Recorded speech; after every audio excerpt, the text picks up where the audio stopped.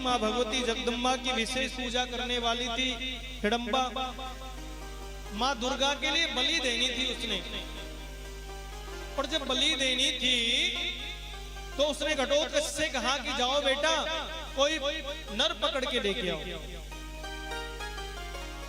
तो एक ब्राह्मण देवता अपने पुत्रों के साथ में, पत्नी के साथ में जा रहा था। घटोत्कच ने देखा और देख करके कहा कि देखो भाई, तुम में से एक को मेरे साथ चलना पड़ेगा, तुम में से एक को मेरे साथ चलना पड़ेगा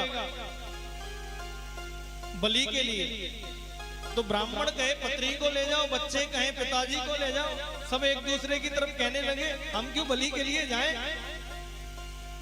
पुत्र कहे पिता को ले जाओ, पिता कहे पत्नी को ले जाओ, यही चलता रहा। भीम ये बात देख रहे थे, और जैसे ही भीम जब ये बात देख रहे तो भीम ने कहा तुम मुझको लेकर के चलो, इनमें से किसी को भी मन लेकर के जाओ, मैं तुम्हारे साथ चलूंगा, इनके प्राणों को बकस दो तुम।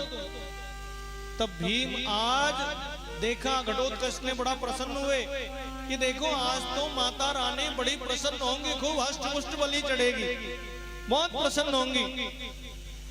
प्रेम से बोलिए जय श्री श्याम। और भैया जब जाकर के हिडम्बा पूजा कर रही थी, कहा मैया मैं ऐसी बलि देने के लिए ऐसे युवक को पकड़ करके लेके आया हूं कि माता रानी बड़े प्रसन्न हो जाएंगी। और जैसे ही पूजा करके मुंह फेरा और जैसे ही भीम को देखा, तुरंत चरणों में लेट गई। अरे बेटा तुम किसको पकड़ के ले आए? ये तुम्हारे पिताश्री हैं, इनको कैसे पकड़ के ले आए बलि देने के लिए? लेकिन भीम ने कहा ये यहाँ मैं तुम्हारा पिता तुम्हारा पति नहीं हूँ, तुम यहाँ मुझे बलि देने के लिए लेकर के आए हो तो तुम अपना कर्तव्य को पूरा करो। अगर मैं तुम्हारा पिता नहीं होता, अगर वो ब्राह्मण होता तो क्या बलि नहीं देते? बलि तो देते ना। बड़ी लज्जित हुई है। और उसी दिन से बलि देने की जो प्रथा चली आ रही थी, जो परंपरा चली आ रही थी, उसको समाप्त किया है। और नारियल के द्वारा फिर वहां पर वो बलि दी गई है। प्रेम से बोलिए जय श्री राम। भीम ने कहा कि कोई भी माता अपने पुत्र की बलि लेकर के कभी प्रसन्न नहीं होती है। कोई भी माँ, बताइए हम सब माँ के बच्चे ही तो हैं, क्या माँ कभी अपने पुत्र की बलि लेकर के प्रसन्न होगी क्या? और भैया बहुत लज्जित हुई है हिडम्बा, और लज्जित होने के बाद जैसे ही क्षमा याचना की है, माफी मांगी है, प्रेम से बोलिए जय श्री श्याम।